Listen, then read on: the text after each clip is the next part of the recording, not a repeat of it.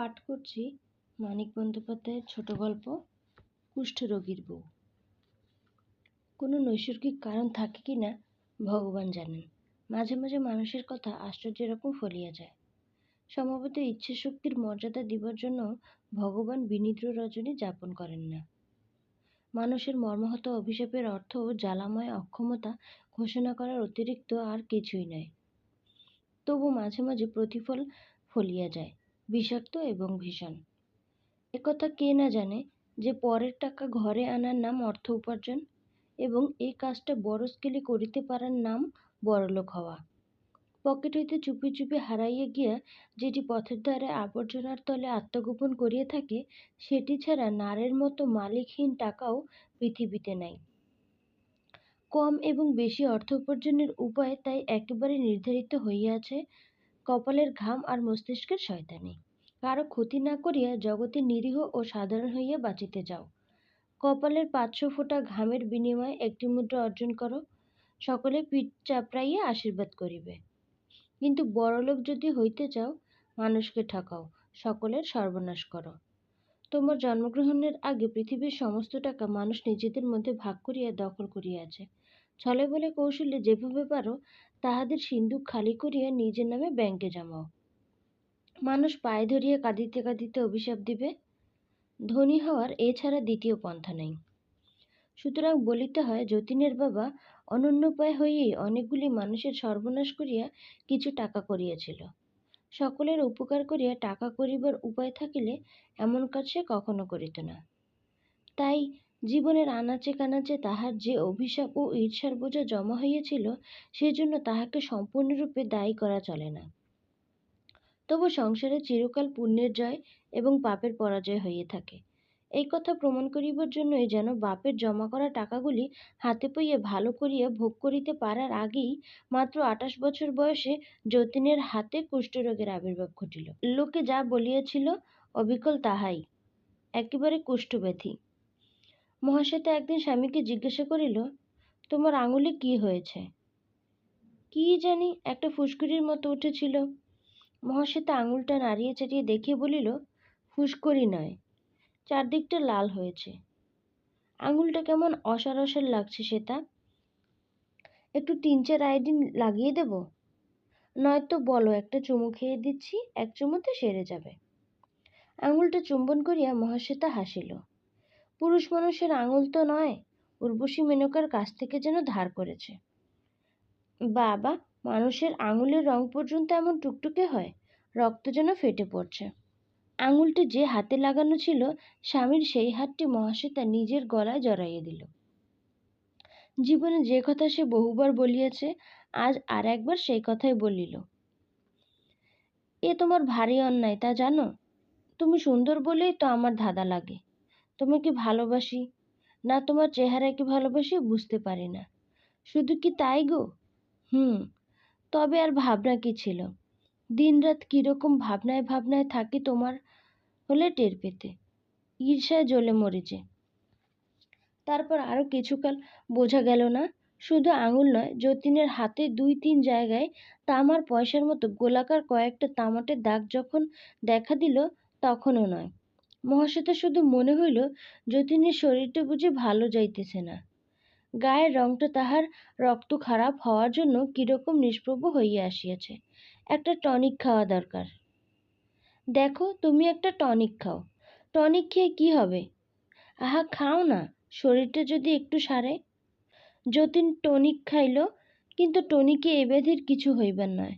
ক্রমে আরো কয়েকটা আঙুলে তাহার ফুসকুড়ি দেখা দিল। শরীরের চামড়া আরো কর্কশ, আরো মরা মরা দেখাইতে লাগিল।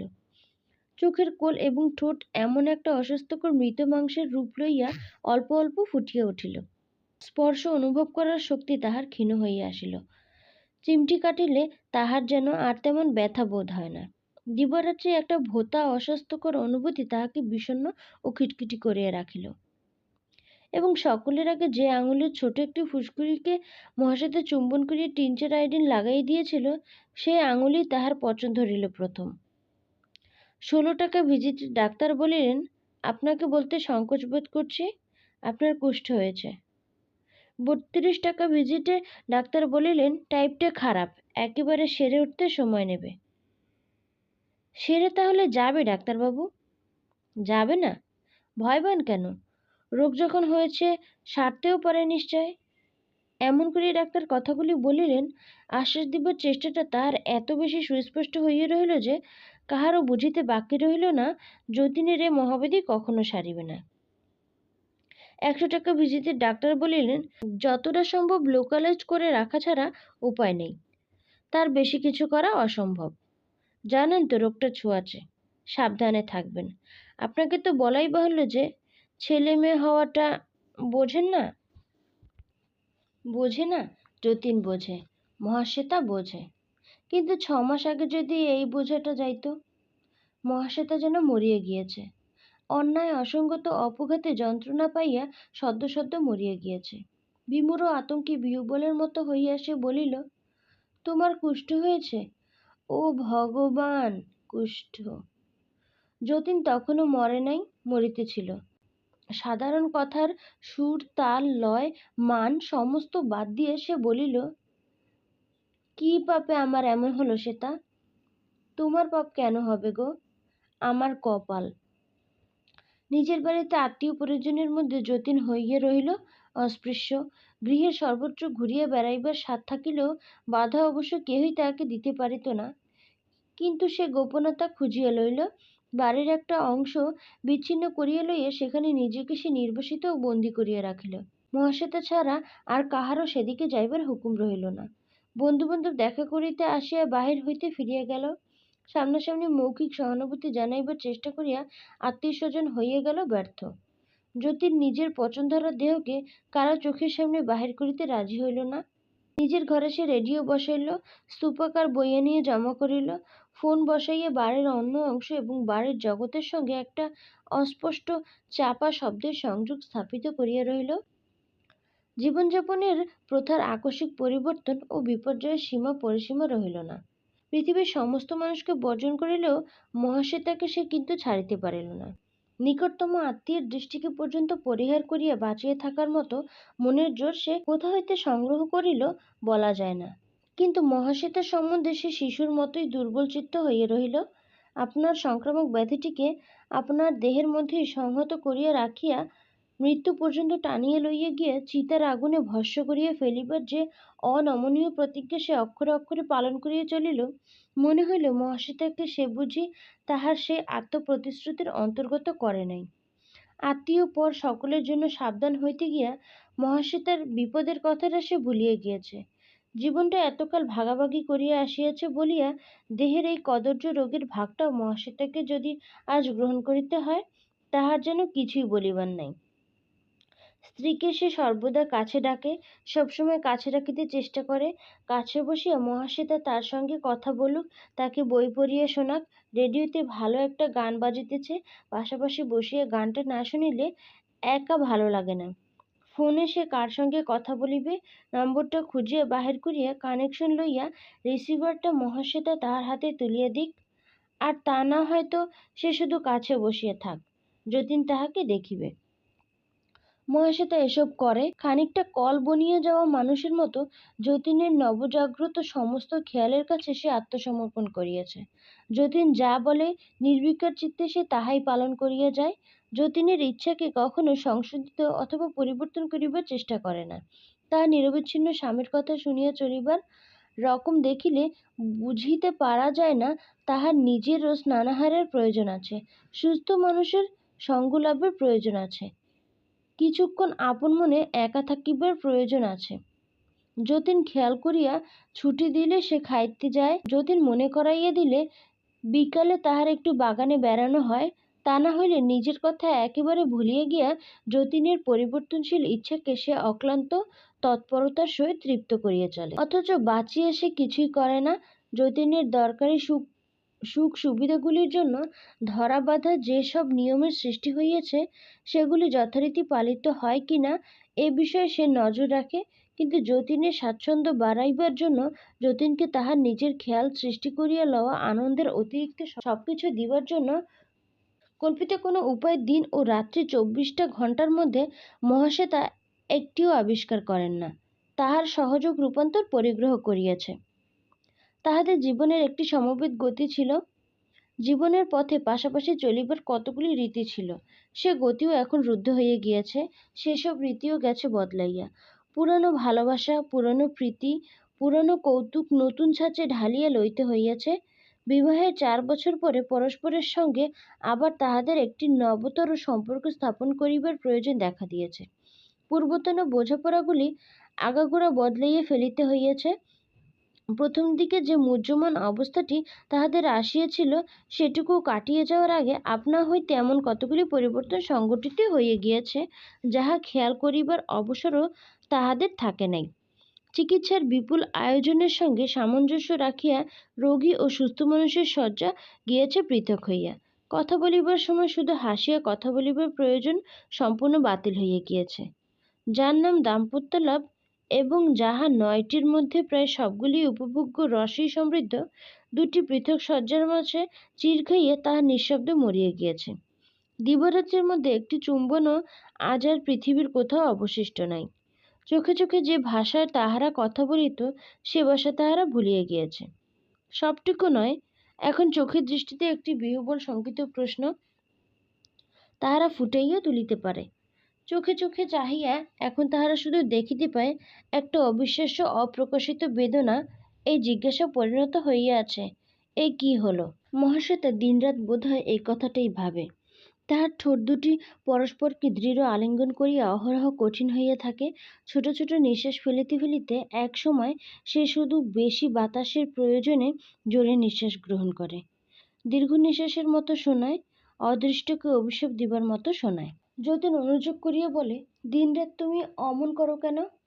মহাশ্বেতার ঠোঁট নাড়িয়ে উচ্চারণ করে, কেমন করি? কিছু করি না তো। জটিল হঠাৎ কাঁদো কাঁদো হইয়া বলে, এমনিতেই আমি মরিয়াছি, তারপর তুমিও যদি আমার মনে কষ্ট দাও। যতীন ভুলিয়া যায়। ভুলিয়া গিয়ে সে মহাশ্বেতার হাত চাপিয়ে ধরে। প্রথম দিকে তাহার ঘায়ে ব্যান্ডেজ বাঁধা হইত, আজকাল আলো ও বাতাস লাগিবার জন্য খুলিয়া রাখা হয়। ডাক্তার দিনে 5-6 বার ধুইয়া যতক্ষণ সম্ভব রোদে ঘাগুলি মেলিয়া রাখিবার ব্যবস্থা দিয়েছেন। ব্যান্ডেজ শুধু রাত্রির জন্য। মহাশ্বেতা তার 3টি চামড়া তোলা ফাটিয়া যাওয়া আঙুলের দিকে চাহিয়া থাকে।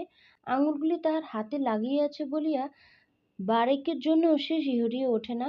মনে হয় যতীন অনুরোধ করিলে তাহার হাতে কনুইয়ের অল্প নিচে টাকার মতো চওড়া যে ক্ষতটি ছোট ছোট রক্তাভ বোঁটায় উর্বর হইয়া আছে, মহাশ্বেতা সেখানে চুম্বন করিতে পারে। যতীন হাত সরিয়া লয়, রাগ করিয়া বলে, তুমি আমায় ঘেন্না করছো শ্বেতা? মহাশ্বেতা একথা অনুমোদন করিবার সুরেও রাগিয়া বলে, কখন আবার ঘেন্না করলাম? তবে অমন করে তাকাও কেন? কেমন করে তাকাই? এরকম অবস্থায় এ ধরনের পাল্টা প্রশ্ন মানুষের সহ্য হয়? যতীন উঠিয়া বারান্দায় গিয়া বেলা 12টার কড়া রোদে পাতিয়া রাখা ইজি চেয়ারটিতে কাত হইয়া এলাইয়া পড়ে। বৈশাখী সূর্যের এ অম্লান কিরণ ভালো মানুষের হয়তো 5 মিনিটের বেশি সহ্য হয় না, কিন্তু যতীনের অনুভব শক্তি ভোঁতা হইয়া গিয়াছে। ঘণ্টার পর ঘণ্টা সে সেই রোদে নিজেকে মেলিয়া রাখিয়া পড়িয়া থাকে। রোদ সরিয়া গেলে ইজি চেয়ারটাও সে সরাইয়া লইয়া যায়। ডাক্তারের কাছে সে সূর্যালোকের মধ্যে অদৃশ্য আলোর গুণের কথা শুনিয়াছে। সে আলোককে যতীন প্রাণপণে কাজে লাগায়, অপচয় করিতে পারে না। খানিক পরে ডাকিয়া বলে, এদিকে শোনো শ্বেতা। মহাশ্বেতা আসিলে বলে, এইখানে বসো। মহাশ্বেতা যতীনের কাছে ছায়ায় বসে। নিকটবর্তী রোদের ঝাঁজে তাহার ঘর্মাক্ত দেহ শুকাইয়া উঠিয়া জ্বালা করিতে থাকে, কিন্তু সে উঠিয়া যায় না। জ্যোতির্ময়ী প্রতিব্রতার মতো স্বামীর কাছে বসিয়া ঝিমায়। যতীন বলে, আমার তেষ্টা পেয়েছে। মহাশ্বেতা তাহাকে জল আনিয়া দেয়। যতীন বলে, আমার আর একটা বালিশ চাই। মহাশ্বেতা তাহাকে আর একটা বালিশ আনিয়া দেয়। যতীন বলে, এনে দিলেই হলো বুঝি, মাথার নিচে দিয়ে দাও। মহাশ্বেতা বালিশটা তাহার মাথার নিচে দিয়া দেয়। যতীন রুক্ষ দৃষ্টিতে চাহিয়া বলে, কি ভাবছো শুনি? মহাশ্বেতা বলে, কি ভাববো? বৈশাখী দুপুরটি গুমোটে জমিয়া ওঠে। রাত্রে ঘুম ভাঙিয়া মহাশ্বেতা দেখিতে পায় যতীন তার বিছানায় উঠিয়া আসিয়াছে। দেখিয়া মহাশ্বেতা চোখ বুজে সারা রাত্রি আর সে চোখ খোলে না। এই জগতে সবই যখন ভঙ্গুর, মনুষ্যত্বের ভঙ্গুরতায় বিস্মিত হওয়া কিছুই নাই। মানুষের সঙ্গে মানুষের স্বভাবও ভাঙে গড়ে। আজ যে রাজা ছিল, কাল সে ভিখারি হইলে যদি বা একটু বোঝা যায় যে লোকটা চিরকাল ভিখারি ছিল না। তার বেশি আর কিছুই বোঝা যায় না। সংকীর্ণ কারাগারে নিজের বিষাক্ত চিন্তার সঙ্গে দিবারাত্রি আবদ্ধ থাকিয়া যতীন দিনের পর দিন অমানুষ হইয়া উঠিতে লাগিল। বীভৎস রোগটা তাহার না কমিয়া বাড়িয়াই চলিল। তার সৃষ্টি রমণীর চেহারা কুৎসিত হইয়া গেল। বাহিরের এই কদর্যতা তাহার ভিতরেও ছাপ মারিয়া দিল। তার সঙ্গে কয়েক ঘণ্টা একত্র থাকাও মুহ্যমানা মহাশ্বেতার পক্ষে অসম্ভব হইয়া উঠিল। মেজাজটা যতীনের একেবারে বিগড়িয়া গিয়াছে। মাথায় রক্ত চলাচলের মধ্যে তাহার কি গোল বাঁধিয়াছে বলা যায় না। চোখ দুটি মেজাজের সঙ্গে মানাইয়া দিবারাত্রি আরক্ত হইয়াছে। গলার আওয়াজ তাহার চাপা ও কর্কশ হইয়া উঠিয়াছে। মাথার চুলগুলি অর্ধেকের বেশি উঠিয়া গিয়া পাতলা হইয়া আসিয়াছে। নাকের রঙটা তার তামাটে হইতে আরম্ভ করিয়াছে। মুখের ও দেহের মাংস দেখিলে মনে হয় কতকালের বাসি হইয়া ভিতর হইতে পচন ধরিয়া গাজিয়া উঠিয়াছে। কোণঠাসা হিংস্র জন্তুর মতো উগ্র ভীতিকর ব্যবহারে মহাশ্বেতাকে সে সর্বদার জন্য সন্ত্রস্ত করিয়া রাখিতে শুরু করিয়াছে। মানুষের স্তরে আর যে তাহার স্থান নাই, যতীন তাহা বুঝিতে পারে। মানুষের শ্রদ্ধা, সম্মান ও ভালোবাসা পাওয়ার আশা এই জীবনের মতো তাহার ঘুচিয়া গিয়াছে। সে কাছে আসিতে দেয় না বলিয়া কেহ তাহার খোঁজখবর নেয় না। এই আত্মপ্রবঞ্চনাকে আশ্রয় করিয়া থাকিতে সে রাজি নয়। মহাশ্বেতার নির্বাক ও নির্বিকার আত্মসমর্পণকে সে অসাধারণ ঘৃণার অস্বাভাবিক প্রকাশ বলিয়া চিনিতে পারিয়াছে। মানুষকে দিবার যতীনের আর কিছুই নেই। সে তাই মানুষের উপর রাগিয়াছে। সে তাই স্বার্থপর হইতে শিখিয়াছে। ব্যথা পাইয়াছে বলিয়া কাহাকেও ব্যথা দিতে সে কুণ্ঠিত নয়। নাগাল সে পায় শুধু মহাশ্বেতার। মহাশ্বেতাকেই তাহার ব্যাধি ও ব্যাধিগ্রস্ত মনের ভার বহন করিতে হয়। সে শ্রান্ত হইয়া পড়িয়াছে। তার অবসন্ন শিথিল ভাবটাও অনেক কমিয়া গিয়াছে। মনে হয় আত্মরক্ষার ঘুমন্ত প্রবৃত্তিগুলি আর তাহার ঘুমাইয়া নাই। এবার সে একটু বাঁচিবার চেষ্টা করিবে, চিরটাকাল সহমরণে যাইবে না। যতীনকে সে বলে, কোথাও যাবে? যতীন বলে, না। সমুদ্রের জল লাগালে হয়তো কমতো। যতীন কুটিল সন্দিগ্ধ দৃষ্টিতে তাকাইয়া বলে, কমতো? তোমার মাথা হতো। ডাক্তার ও কথা বলেনি। মহাশ্বেতা রাগ করিয়া বলে, ডাক্তারের কথা শুনে তো সবই হচ্ছে। খানিক পরে সে আবার পরে, ঠাকুর দেবতার কাছে একবার হতে দিয়ে দেখলে হতো, হয়তো প্রত্যাদেশ কিছু পেত। যতীন আরক্ত চোখে মহাশ্বেতার সুস্থ সবল দেহটির দিকে চাহিয়া থাকে। নিজের ছেলেকে ঠাকুর দেবতার অত ভক্তি কেন? প্রত্যাদেশ? তোমার মতো পাপিষ্টের স্বামীকে ঠাকুর প্রত্যাদেশ দেন না। ব্যাপারটা মাসখানেক পুরানো। যতীন ঘটনাটির সংক্ষিপ্ত ইতিহাস শুনিয়াছে, কিন্তু দৈব দুর্ঘটনার সে বিশ্বাস করে নাই। মহাশ্বেতাকে সন্দেহ করিয়াছে। সন্দেহটা মনে মনে নাড়াচাড়া করিতে করিতে নিজের তাহাতে প্রত্যয় জন্মাইয়াছে এবং উগ্র উত্তেজনা একটা পুরো দিন পাগল হইয়া থাকিয়াছে। মহাশ্বেতা কিছু প্রকাশ করে না। জেরার জবাবে এমন সব কথা বলে যে যতীন বিশ্বাস করিতে পারে না। জোড়াতালি দিবার চেষ্টাটা তাহার ধরা পড়িয়া যায়। তাছাড়া মহাশ্বেতা এমন এমন ভাব দেখায় যেন এটা সম্পূর্ণভাবে তাহারই ব্যক্তিগত জীবনের ঘটনা।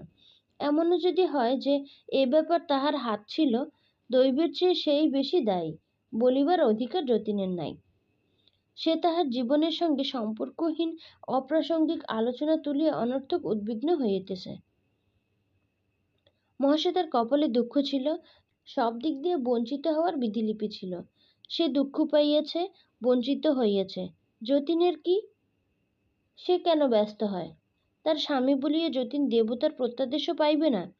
এ কথাটা মহাশ্বেতার সহ্য হয় না। সে বলে, ছেলে ছেলে করে তো মরছ, গুণে জেনেছ ছেলে? যতীনের চোখে প্রত্যাদেশকারীর দৃষ্টি ফুটিয়া ওঠে। ছেলে নয়, ওরা যে বলল ছেলে। আমার চেয়ে ওরা যে বেশি জানে। যতীন তখন আর কিছু বলে না, চুপচাপ ভাবিতে থাকে।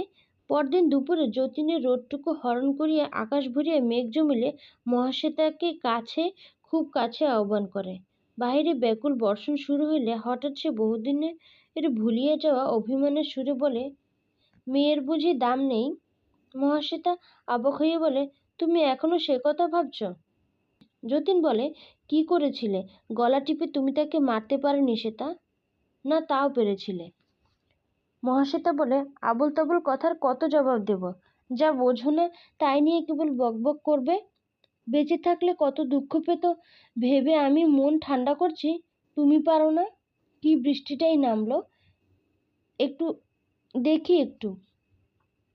মহাশ্বেতা উঠিয়ে গিয়ে জানালায় দাঁড়ায়। বাহিরে অবিশ্রান্ত জল পড়ে আর যতীন অবরত গাল দেয়। মহাশ্বেতা চোখ দিয়ে বর্ষা দেখে আর কান দিয়ে স্বামীর কথা শোনে। যতীন যখন বলিতে থাকে যে এই কাজ যে মেয়ে মানুষ করিতে পারে সে যে আর কোনো অন্যায় করিতে পারে না, একথা স্বয়ং ভগবান তাহাকে বলিলেও সে বিশ্বাস করিবে না, তখন মহাশ্বেতা একটু হাসে। একদিন তাহাদের এই কথোপকথন হইয়াছিল। কি পাপে আমার এমন হলো শ্বেতা? তোমার পাপ কেন হবে? আমার কপাল। আজ কথা বলিবার ধারা উল্টাইয়া গিয়েছে। যতীন আজ প্রাণপণে চেঁচাইয়া বলে, তোমার পাপে আমার এমন দশা হয়েছে। ছেলে খেকো রাক্ষসী, তুমি মরতে পারোনি? না সাদালাত এখনো মেটেনি? এখনো বুঝি একজন খুব ভালোবাসছে? এই সন্দেহটাই এখন যতীনের আক্রমণ করার প্রধান অস্ত্রে দাঁড়াইয়া গিয়েছে। মহাশ্বেতার মুখ দেখিলে কারো একথা মনে হওয়া উচিত নয় যে সে সুখে আছে। যতীনের দেখিবার ভঙ্গি ভিন্ন। মহাশ্বেতার মুখের ম্লানিমা তার চোখে রূপসূর্যের মতো লাগে। আর চোখের ফাঁকা দৃষ্টি যে আজকাল শান্তিতে স্তিমিত হইয়া গিয়েছে সেটা তার মনে হয় পরিতৃপ্তি। ওর পরিষ্কার পরিচ্ছন্ন থাকাটা যতীনের কাছে হইয়া উঠিয়াছে সাজসজ্জা। তার দৃষ্টির আড়ালে ওর নেপথ্য জীবনটির পরিচয় বাড়িয়ে তোলা যতীনের কাছে গভীর সন্দেহের ব্যাপার দাঁড়াইয়া গিয়েছে। তাকে একা ফেলিয়ে সমস্ত দুপুরটা সে কাটায় কোথায়? অন্য ঘরে বিশ্রাম করে? যতীন বিশ্বাস করে না। বিশ্রামের জন্য অন্য ঘরেই যদি তার প্রয়োজন, যতীনের পাশের ঘরখানে কি দোষ করিয়াছে? নির্জন দুপুরে নিচের তলায় কোনার একটা ঘর ছাড়া ওর বিশ্রাম করা হয় না। বাহির হইতে যে ঘরে সকলের অগোচরে মানুষ আসা যাওয়া করিতে পারে। অত বোকা নই আমি, বুঝলে? পাল্টা প্রশ্ন করার অভ্যাসটা মহাশ্বেতার এখনো একেবারে যায় নাই। সে বলে, তোমাকে বোকা কে বলেছে? যতীন গো ধরিয়া বলে, ওসব চলবে না, আমার বাড়িতে বসে ওসব তোমার চলবে না। এই তোমাকে আমি বলে দিলাম, এখনো মরিনি আমি। কী সব বলছো? বলছি তোমার মাথা আর মুন্ডু। ওরে বাপরে, চারদিক দিয়ে আমার একেবারে সর্বনাশ হয়ে গেল যে। যতীন হাউ হাউ করিয়া কাঁদিয়া ওঠে। মহাশ্বেতা ছবির মতো দাঁড়াইয়া থাকিয়া থাকিয়া তাহার বিকৃত ক্রন্দন চাহিয়া দেখে। যতীনের আকুলতা যত তীব্র হইয়া ওঠে সে যেন ততই শান্ত হইয়া যায়। ধীরে ধীরে সন্তর্পণে তাহার চোখে পলক পড়ে। ঘরের দেয়ালে ঝাপসা ছবিগুলির মন্থর গতিতে তাহার চারদিকে পাক খায়। বাহিরের শব্দগুলি তাহার কানে আসিয়া বাজিতে থাকে। সে একটু একটু করিয়া তাহা অনুভব করে। তাহার মনে হয় কে যে কোথায় কাঁদিতেছে। প্রিয়কে কারো মনে হয় অপ্রিয়, জীবনকে কারো মনে হয় সীমোত্তোলিত কৌতুক। দুঃখ দেখিলে কেহ কাঁদিয়েই মরিয়া যায়, কেহ উদাস দৃষ্টিতে চাহিয়া ভাবে বিকেলে চা পান করা হয় নাই বলিয়াই মাথাটা ঝিমঝিম করিতেছে। আকাশে কি আশ্চর্য একটা পাখি উড়িয়া গেল। মহাশ্বেতা রাত্রে এ ঘরে থাকে না, পাশের ঘরে সে বিছানা পাতে। যতীন প্রশ্ন করে, কেন? সে মুখে কিছু বলে না, ঘরে ঢুকিয়ে খিল তুলিয়া দিয়া সমস্ত রাত্রের জবাবটা সুস্পষ্ট করিয়া রাখে। যতীন রুদ্ধ দরজার সামনে দাঁড়াইয়া বলে, রিভলভারের গুলি ভরে রাখলাম, কাল সকালে ঘর থেকে বেরোলেই তোমাকে গুলি করব। বলে, এ অপমান সহ্য হয় না শ্বেতা, তুমি আমাকে এমন করে ঘেন্না করবে? এ ঘরে নিঃসঙ্গ পরিত্যক্ত যতীন জাগিয়া থাকে। ও ঘরে মহাশ্বেতা শূন্য বিছানায় নিস্পন্দ অনুসন্ধানে জীবনের অবলম্বন খোঁজে। কত কথা সে ভাবিবার চেষ্টা করে, কিন্তু ভাবিতে পারে না। কত কথা বুঝিবার চেষ্টা করিয়া বুঝিতে পারে না। সব গোলমাল হইয়া যায়। কুমারের জীবনের স্মৃতি একটা অচিন্তনীয় অনুভূতির মতো মস্তিষ্কের বাহিরে বাহিরে ঘুরিয়া বেড়ায়। বিবাহের পর যে 4টা বছর যতীন সুস্থ ছিল, সুরূপ ছিল, সে সময়ের কথাটা ভাবিতে আরম্ভ করা মাত্র মহাশ্বেতার চিন্তাশক্তি অসাড় হইয়া যায়। জীবনের সেই আদিম নিষ্পাপ উৎসব হইতে সে একেবারে উপস্থিত হয় যতীনের গলিত দেহ এবং বিকৃত জীবনকে কেন্দ্র করা পচা ভাবসানো জীবনে। সেখানে একটা নবজাত শিশু, একটি পরিপুষ্ট বিস্ময়, জন্মিয়া মরিয়া যায়, বারবার জন্মিয়া বারবার মরিয়া যায়।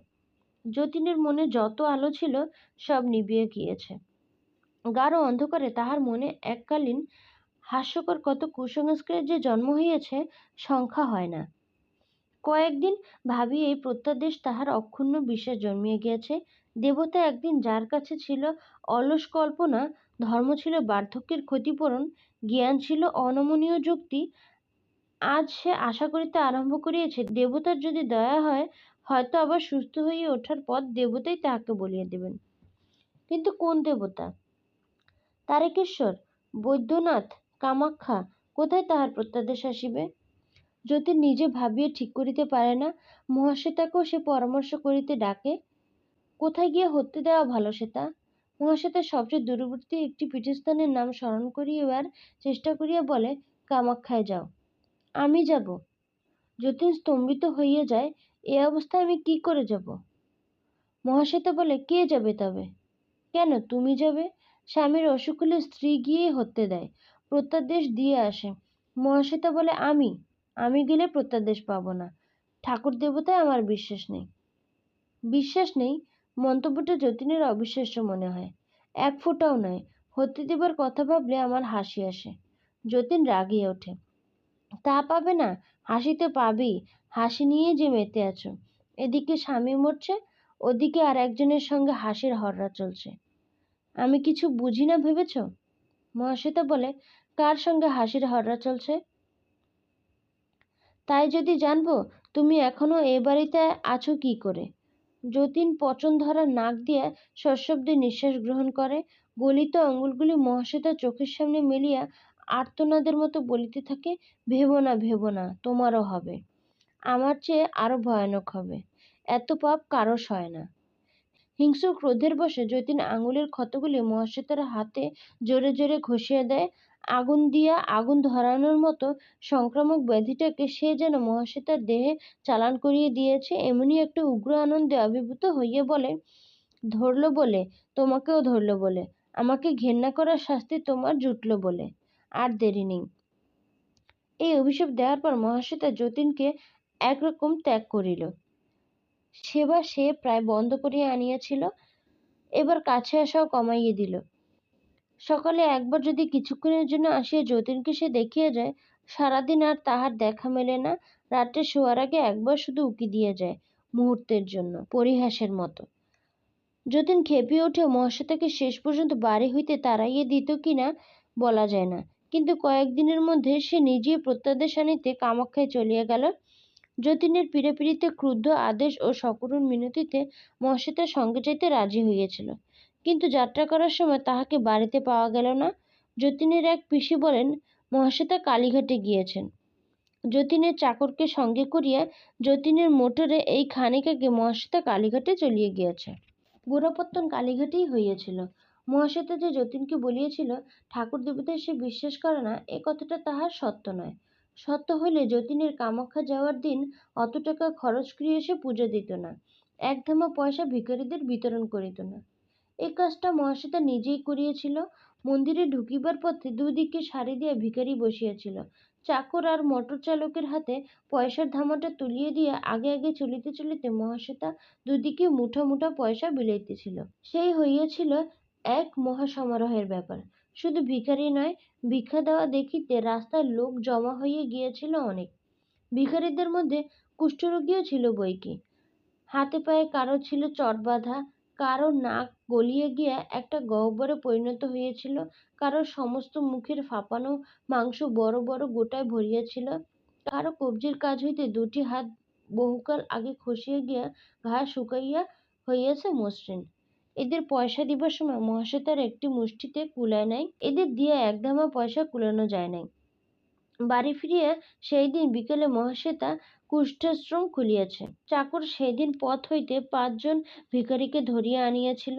তাহাদের মধ্যে দুজন হাজার সুখ ও স্বাচ্ছন্দ্যের লোভেও এখানে থাকিতে রাজি হয় নাই।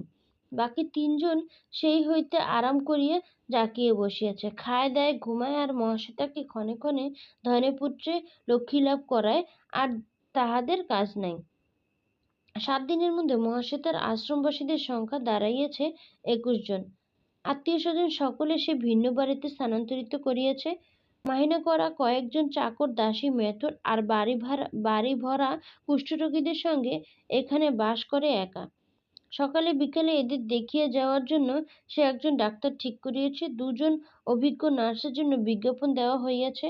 ডাক্তার বলিয়াছে, এখানে আপনাকে কুষ্ঠাশ্রম খুলতে দেবে না। কেন? শহরের মাঝখানে এ ধরনের আশ্রম কি খুলিতে দেয়? মহাশ্বেতা আশ্চর্য হইয়া বলিয়াছে, ওরা তো শহরের রাস্তা রাস্তা ঘুরে বেড়াচ্ছিল। আমি বাড়ির মধ্যে ভরে বিপদে আরো কমিয়েছি। ডাক্তার একটু হাসিয়ে বলেছে, তবু দেবে না। তবে কি জানেন, এসব হলো সৎ কাজ। সহজে কেউ বাধা দিতে চায় না। পাড়ার লোকে নালিশ করবে, সেই নালিশের তদবির হবে। তারপর আপনার কাছে নোটিশ আসবে, তখনও 2 মাস আপনি চুপ করে থাকতে পারবেন।